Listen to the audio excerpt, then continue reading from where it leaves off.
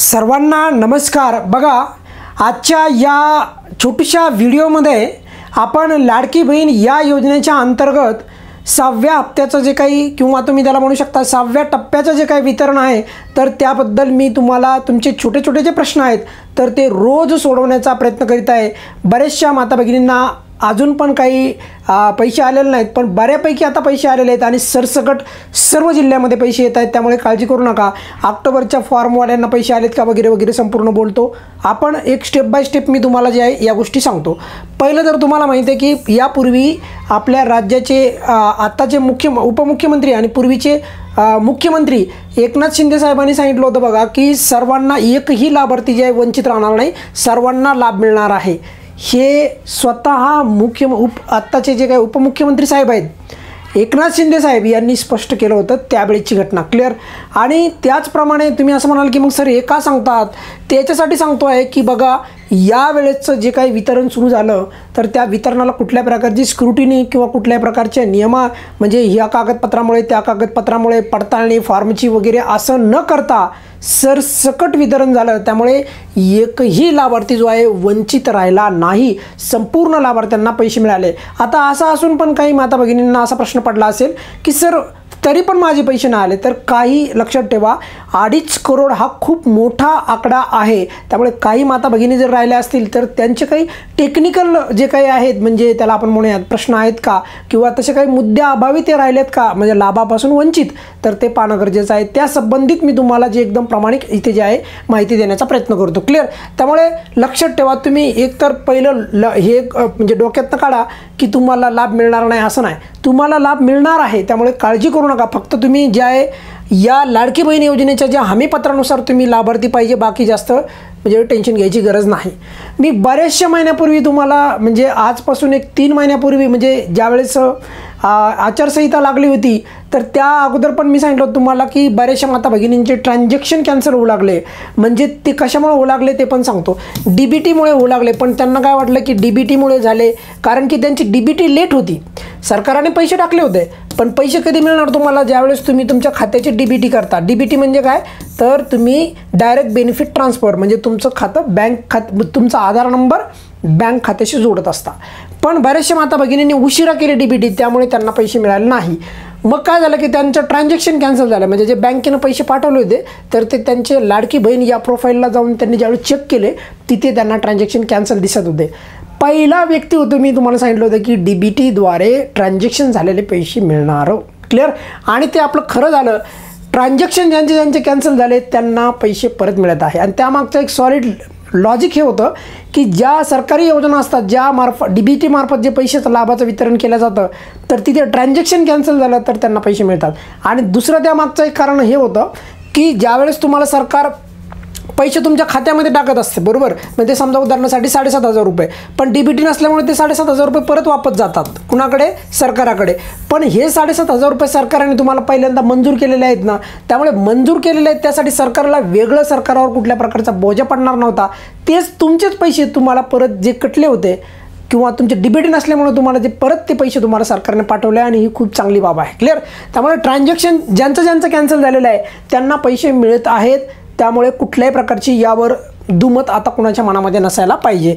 त्यानंतर काही छोटे छोटे असे प्रश्न आहेत बघा, जे 15 ऑक्टोबरच्या बाबतीत जे आहे बरेचसे आत्तापर्यंत लाभार्थी असे आहेत की त्यांना अजून एकही रुपया आला नाही, पण काही लोकांना आलेत पण काही लोकांचे विशेष म्हणजे बघा त्यांचे फॉर्मच मंजूर झाले नाही, काय फॉर्मच मंजूर झालेला नाही, पण त्यांना सक्सेसफुली सबमिट झाल्याचा मात्र मेसेज आलेला आहे क्लिअर। सबमिटचा मेसेज आहे त्यांच्याकडे पण मंजूर झाल्याचा मेसेज नाही, तर त्यांचा मुद्दा हा आहे की मग पैसे मिळणार की नाही ते सांगा सर। आता बघा लक्षात ठेवा काही माता भगिनी म्हणत आहेत की पैसे मिळत आहेत वगैरे वगैरे, पण तुर्तास तरी या 15 ऑक्टोबरच्या फॉर्मवाल्यांनी माझ्या मते मंजुरीसाठी कदाचित आपल्याकडे पुढचे 3 दिवस आहेत बरोबर, या 3 दिवसामध्ये जर तुम्हाला पैसे नाही आले 3 ते 4 दिवसामध्ये तर तुम्हाला जानेवारीच्या टप्प्यामध्ये या ऑक्टोबर, नोव्हेंबर, डिसेंबर आणि जानेवारीचे असे एकंदरीत संपूर्ण 4 महिन्याचे पैसे मिळतील। त्यामुळे तुम्ही काळजी करू नका की सर्वात महत्त्वाचं म्हणजे तुमचा फॉर्म मंजूर झाल्यावर तुम्ही फोकस करा तो म्हणजे DBTवर। तुमची DBT फक्त DBT करून थांबायचं नाही, तर ॲक्टिव्ह आहे का ते चेक करायचं आहे क्लिअर। या गोष्टी तुम्ही केल्याच्या नंतर मला नाही वाटत तुम्हाला काही काळजी करायची गरज तिथे बाकी राहील क्लिअर। पण तुर्तास तुमचा 15 ऑक्टोबरच्या दरम्यान किंवा ऑक्टोबर 11, 12, 10 या दरम्यान जर फॉर्म भरला असेल आणि जर तुमचा फॉर्म मंजूर झाला नसेल तर तुमचा फॉर्म मंजूर होईल, पैसे तुम्हाला आज ना उद्या या टप्प्यात पुढच्या टप्प्यात मिळतील. असं नाही होणार की तुम्हाला पैसे मिळणार नाहीत, तुमचा फॉर्मच मंजूर होणार नाही, हे घडणार नाही. त्यामुळे टेन्शन घेऊ नका. पुढे जाऊयात आपण. बघा आता काही अशा माता भगिनी आहेत की त्यांच्या कमेंट्स जरा थोड्या वेगळ्या इंटरेस्टिंग आहेत, तर त्यामुळे तुम्हाला जर दाखवतो, कदाचित तुमचा काही त्याच्यामध्ये जर प्रश्न जर सुटला तर खूपच चांगलं होईल. बघा आता बघा विद्याताई कुलकर्णी यांनी विचारलं की ऑक्टोबरमध्ये अर्ज भरला होता, आता कुणाला 9,500 रुपये आलेत त्यांचं म्हणणं आहे, कुणाला 1,500 रुपये आलेत का, मग असे का बरोबर, असे बरोबरच का अर्ज, म्हणजे त्यांनी बरोबरच अर्ज दिले होते परंतु वस्तुस्थिती अशी आहे का बरं, असं वगैरे वगैरे त्यांनी मेसेज लिहिला. सर्वात महत्त्वाचं म्हणजे 9,500 रुपये तर कुणाला चालेल नाही हे क्लिअर करतो, कारण की 7,500 रुपये प्लस 1,500 रुपये त्याच्यामध्ये आपण जोडले तर उत्तर होतं 9,000 रुपये. बरोबर, एवढं क्लिअर झालं का सर्वांना? हे झाले 9,000 रुपये. आता राहिला मुद्दा की कुणाला आलेत 9,500 आणि कुणाला आलेत 1,500, तर त्याचं साधं सिंपल एका लाईनमध्ये उत्तर देतो. जर तुमचा फॉर्म 31 ऑगस्ट पूर्वीचा असेल, बघा 31 ऑगस्ट पूर्वीचा असेल तर तुम्हाला 7,500 रुपये प्लस 1,500 रुपये मिळत असतात. परत सांगतोय, जर तुमचा फॉर्म 31 ऑगस्ट पूर्वीचा असेल किंवा 31 ऑगस्टचा तर तुम्हाला 7,500 प्लस 1,500 रुपये मिळतात. म्हणजे तुम्हाला एकूण किती महिन्याचे? 6 महिन्याचे 9,000 रुपये मिळतात. किती रुपये? 9,000 रुपये. सर्वांच्या लक्षात आलं? आता राहिला मुद्दा की मग जर आमचा फॉर्म सप्टेंबरमधला असेल तर मग कसं होणार? तर ज्या महिन्यामधला फॉर्म असेल त्या महिन्यामधल्या त्या नोंदणीनुसार तुम्हाला मग तिथून पुढे पैसे मिळतील. झालं, याचं उत्तर संपलं. क्लिअर झालं? मग आता असं कधी झालं नाही की एकाला 1 मिळाले आणि एकाला 1 मिळाले, असं अजिबात झालेलं नाही. तुमचा फॉर्म हा 31 ऑगस्ट पूर्वीचा पाहिजे, हे महत्त्वाचं आहे. आणि तुम्हाला जर आता अशा प्रकारचं तुमच्या मनावर डाऊट असेल तर तुमचाही प्रश्न सुटला असेल. बघा पुढे बघा विचारलेलं आहे, शेख यांनी विचारलं की मुझे अभी एक भी पैसा नाही आलेला, त्यांना असं त्यांचं म्हणणं आहे. जर एकही पैसा आला नसेल आणि समजा तुमचा फॉर्म खूप जुना असेल तर माझं असं मत आहे तुम्ही पहिले तुमच्या फॉर्मचं स्टेटस चेक करा. बघा इथेच तुम्हाला सर्वात जास्त तुम्हाला अडचण सापडणार आहे. क्लिअर? तर तुम्ही एकदा पाहायचं आहे आणि तुमचा फॉर्म जर आत्ताचा असेल म्हणजे ऑक्टोबर वगैरे तर तो येईल, नक्कीच काळजी करू नका. क्लिअर? कारण आणखी वितरण संपलेलं नाही, वितरण पुढे चालेलच. क्लिअर? कारण 31 ऑक्टोबर तर कालच स्वतः आदितीताई तटकरे ह्या बोलल्याच आहेत, पण पुढे पण चालेल, मी तुम्हाला हे सांगतो आहे. क्लिअर? बघा पूजा सोनवणे यांनी सांगितलं की सर माझे पैसे आले नाही. जर पैसे तुमचा ऑक्टोबरमधला फॉर्म असेल तर नक्कीच तुमचा फॉर्म पहिल्यांदा मंजूर होईल. त्यानंतर तुम्ही DBT करणं गरजेचं आहे. या 2 गोष्टी तुम्ही पहिलं यावर लक्ष ठेवा. ह्या जर 2 गोष्टी झाल्या तुम्हाला तर तुम्हाला 100% पैसे येतील, काळजी करायची गरज नाही. मग क्लिअर? पुढे जाऊयात आपण. काय ज्या कमेंट्स आहेत त्याच्यातनं तुम्हाला शिकायला हे भेटतं की एक्झॅक्टली तुमचा असा प्रकारचा प्रश्न आहे का, आणि जर असेल तर तुम्हाला रिलेट करून समजून घेता येईल की अच्छा मला पण काळजी करायची गरज नाही. पुढे बघा ऋतिक यांनी पवार यांनी विचारलेलं आहे की फॉर्म सक्सेस झाला आहे, अप्रूव्ड पण झाला नाही, ऑक्टोबरमध्ये फॉर्म भरला होता. ऑब्वियसली बघा ज्यांचे बघा अप्रूव्ड झालेले सक्सेस झालेले सबमिट क्लिअर याचे ऑक्टोबरचे फॉर्म, तर त्यांना आणखी मंजूर होणं बाकी आहे, म्हणजे अप्रूव्ड होणं बाकी आहे. अप्रूव्ड झाल्याच्या नंतर DBT वगैरे करून घ्या, नक्कीच तुम्हाला पैसे मिळतील. लक्षात ठेवा. तुम्हाला असं वाटत असेल कदाचित की आता तर 4 दिवस राहिले, 3च दिवस राहिलेत, मग होणार की नाही, तर नक्कीच लक्षात ठेवा. जर आता जरी नाही इन केस भेटले काही लाभार्थ्यांना, काहींना तर भेटलेत, पण तशा लाभार्थ्यांना नक्कीच जे आहे पुढच्या वितरणाच्या टप्प्यामध्ये 7व्या टप्प्यामध्ये म्हणजे जानेवारीच्या टप्प्यामध्ये, कारण जानेवारीचा टप्पा माझ्या मते हा जरा तुम्हाला काहीतरी सरप्राईज राहील, हेही लक्षात ठेवा. त्याबद्दल पण मी सविस्तर बोलेल, पण काय काळजी करू नका, फॉर्म मंजूर होईल. तुमचा कुठल्याही प्रकारची चिंता मनामध्ये आणू नका. दुसरं बघा मल्हार दळवी यांनी विचारलं की दादा 21 ऑगस्टचा फॉर्म भरलेला आहे आणि तो सक्सेसफुली सबमिट झालेला आहे. फॉर्म कधीचा आहे बघा 21 ऑगस्ट बरं का, लक्षात ठेवा. म्हणजे यांना नियमाने तर 7,500 रुपये प्लस किती रुपये भेटायला पाहिजे? 1,500 रुपये. बरोबर. आता पुढे बघूयात.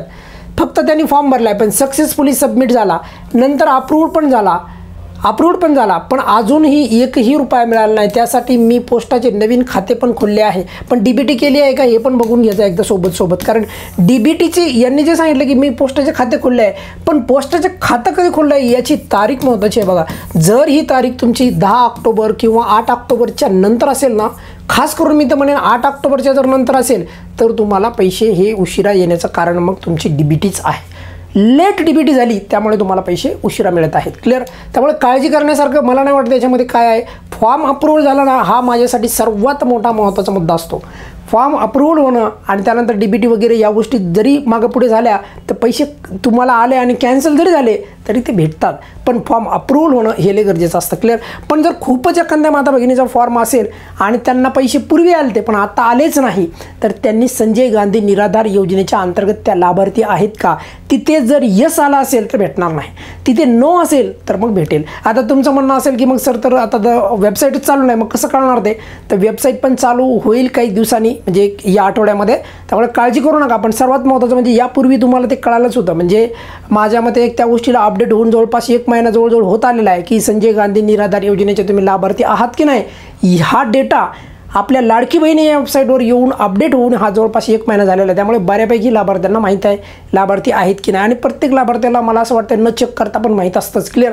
जर तुम्ही लाभार्थी असताल कशाचे, संजय गांधी निराधार योजनेचे, किंवा तुम्हाला 1500 रुपयापेक्षा अधिक किंवा 1500 रुपयाच्या जर तुम्ही इतर सरकारी योजनेचा जर लाभ घेत असताल तर मग भेटणार नाही. तुर्तास लक्षात ठेवा. मी या व्हिडिओमध्ये तर खास करून फोकस यावर करेल की ऑक्टोबरमध्ये 15 ऑक्टोबरच्या दरम्यान ज्या माता भगिनींचे फॉर्म सबमिट झाले नाहीत काही काहींना, तर त्यांनी काळजी करू नका. तुम्हाला सरकार परत माझ्या मते संधी देईल. आणि सर्वात महत्त्वाचं म्हणजे 15 ऑक्टोबरला फॉर्म भरला आहे, फक्त सबमिट झाला, मंजूर झाला नाही, पैसे मिळणार की नाही, का आमचं गुलदस्त्यात पडणार, अजिबात असं होणार नाही. त्यामुळे कुठल्याही प्रकारची चिंता करू नका. तुम्ही तुमचे कामं करा सोबत, आणि तुम्हाला ज्यावेळेस वेळ भेटेल त्यावेळेस तुम्ही व्हिडिओ पाहा. ठीक आहे. तुर्तास लक्षात ठेवा 15 ऑक्टोबरच्या बाबतीत मला नाही वाटत काही काळजी करायची गरज आहे. DBT आणि फॉर्म मंजूर होण्यापर्यंत तुम्हाला वाट पाहावी लागेल. मात्र तुम्हाला जर समजा इन केस पुढच्या टप्प्यामध्ये जर का काही लाभार्थ्यांचं वितरण गेलं म्हणजे 15 ऑक्टोबरच्या, तर त्यांना मग ऑक्टोबर, नोव्हेंबर, डिसेंबर आणि जानेवारी अशा महिन्याचे पैसे मिळतील. क्लिअर. तुर्तास या व्हिडिओमध्ये आपण इथेच थांबूयात. काही जर प्रश्न असेल तर नक्की कमेंट्समध्ये मला विचारा. धन्यवाद.